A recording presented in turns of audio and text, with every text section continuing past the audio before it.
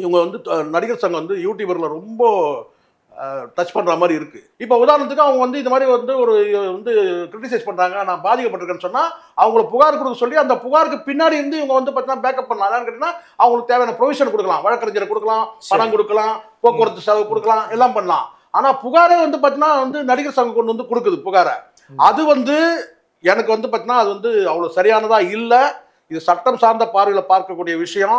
நாளைக்கு வந்து ஹைகோர்ட்டில் வந்து ஒரு பெட்டிஷன் போட்டோம்னா அது வந்து பார்த்தீங்கன்னா வந்து மொத்தமாக குவாஷ் ஆகிறது மட்டும் இல்லாமல் அது ரிவர்ஸ் ஆகிடும். அதுவும் இந்த வடிவேல் மாதிரி ஆட்களுடைய பேச்சை கேட்டுக்கிட்டு அண்ணன் பேசுகிறாரு, நாங்கள் 4 பேர் பின்பு வழக்கெடுத்து நாங்கள் நடவடிக்கை எடுத்துருக்குறோம். யார் தெரியுமா அந்த 4 பேர்?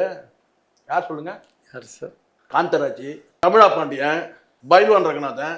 ஓரளவுக்காவது கொஞ்சம் அச்சத்தோட வந்து பார்த்தீங்கன்னா ஒரு ஒழுக்கமாக இருக்கிறாங்க. அது பைல்வான். 4வது ஆள் நான், அடியேன். மணப்பெண்ணின் பிரத்யேகமான விவாஹா தி சென்னை சில்க்ஸ்.